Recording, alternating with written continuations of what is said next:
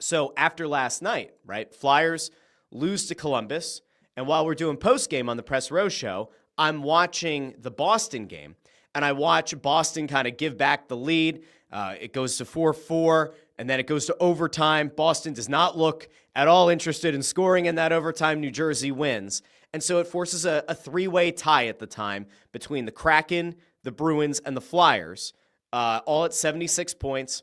Now, since that happened, Seattle is locked in at where they're at total point-wise. The Bruins are now locked in total point-wise where they are, and all that's left is the Flyers on Thursday against the Sabres, which, again, we'll break down here in a little bit. But I noted on Twitter last night that the Bruins getting the loser point in overtime forces a three-way tie. A Flyers loss against Buffalo, and I should have clarified, a regulation loss in Buffalo. You can't get the point. A regulation loss in Buffalo would lock in the number 4 spot in the draft lottery. Now, why am I pointing that out? Why am I playing some kind of semantic battle preemptively? Because read what the tweet is. Would lock in the number 4 spot in the draft lottery. Okay, now again, why do I get so frustrated? Why have I wanted to smash my head against a wall for much of the season? Because people can't read, or because people don't have the ability to see the words, comprehend, and then kind of piece it together. So here's a person. I don't know who this is, but this Ant Chatburn.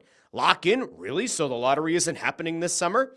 I will once again point out here, would lock in the number 4 spot in the draft lottery. Because, for this person, for anybody who maybe doesn't understand, this is not just like a reverse, like chronological thing. This isn't like a reverse just based on points. That's where you're locked in, like in the NFL, right? It's a draft lottery. So you do, in fact, have to lock in your position in the draft lottery, which locks in your percentage chance of moving up to the number 1 overall pick or maybe getting that number 2 overall pick, right? This has been pretty simple to this point, but again, some people can't wrap their heads around it. And thanks to Dirty Jers over here at Ginger with a Soul for pointing out that the tweet says in the draft lottery. And then this person continues. And this is where I just want to walk everybody through what I've been dealing with all year. I'm not looking for sympathy. I just want you to understand why I get to a point where I do kind of lose it. Just get this person. They aren't locking in anything in the lottery. That's the point. They are. They have to lock in their spot because it's a draft lottery. You have to eventually land somewhere in the draft lottery. It's how it works. And then they do the lottery. And then you get your pick. And then from you getting your pick, that's when you then go to the draft. Okay, so it's you play the season, you end up locking in your position in the draft lottery. The draft lottery happens, and then they do the draft, and then you get a player, and you hope that that player turns into something good. That's how it works. They aren't locking in anything. It's a lottery. That's the point. They could easily drop to the 6th. So what exactly has been locked? What are we talking about? They could drop to 6th. No shit. We've been saying that all year. The whole point is that you could get jumped twice.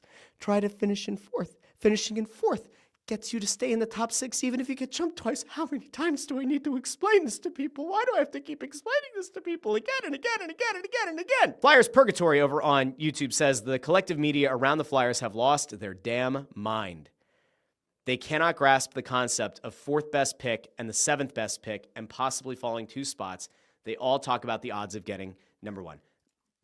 This is where my anger lies. This is where my frustration continues to lie. And so, with that in mind, I'm not going to bail here totally on the comments, but I do want to just point out what Flyers Purgatory is talking about, because this is where so much of the frustration that I have around the draft lottery and why people want to see this team lose on Thursday can still be good Flyers fans, but think that there's a better way to go about it and a better way to be a better team by drafting higher.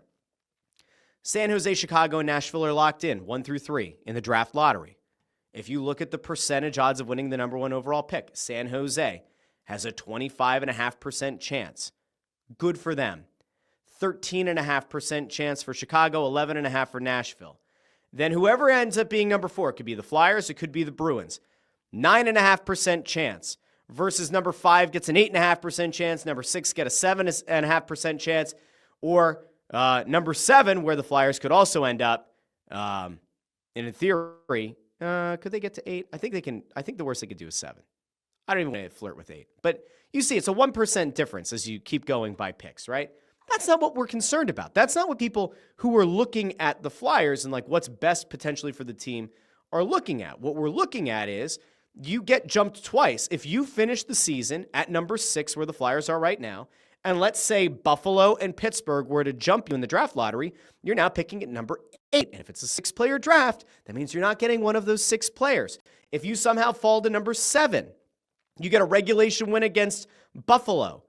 And then you get jumped twice in the draft lottery. Now you're picking at number 9. I'm sorry. It's a really hard pill to swallow, given the season that this team had, that you're not only not going to get to have your choice of a few different guys at number 4 or maybe number 5, but that you're not even going to get one of those players. That's where the frustration is. I'm really quick. We're going to sim the lottery. Let's just see. So in this, did that even do it? I don't know if that, we're going to spin it one more time. All right. So in both of these scenarios, the Flyers stay put at number 6. We'll go one more. They stay at number 6. We go again.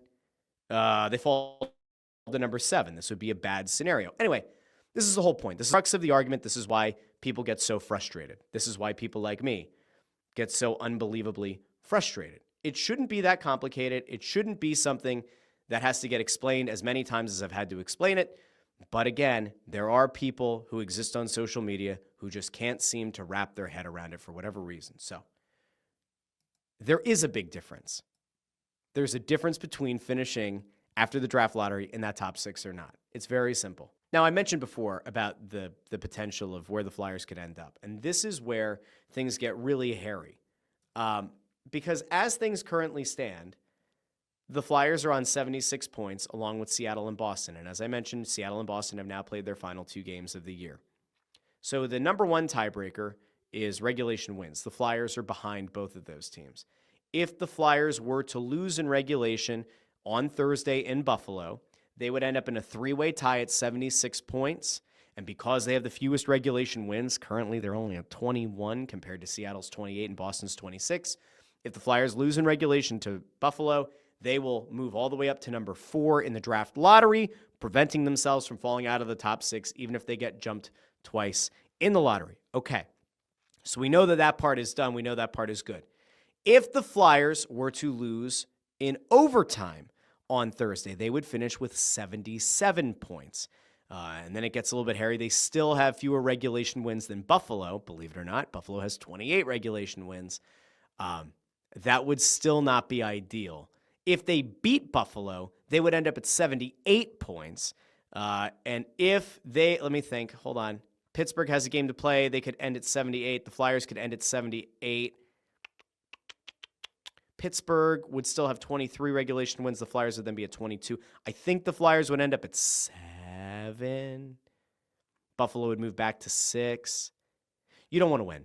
That really is the goal here. The idea is lose in regulation. Losing in overtime, not ideal. Winning that game in any way, very, very bad. Oh, it's, you know what, if they lose, or if they beat Buffalo in overtime, they'd be tied on points with Buffalo. They would still remain higher than Buffalo in the draft lottery. You just don't want to win tomorrow. Now, again, the players and the coaches are going to try to win. Flyers fans are allowed to hope that their team doesn't win. These two things can be true at the same time.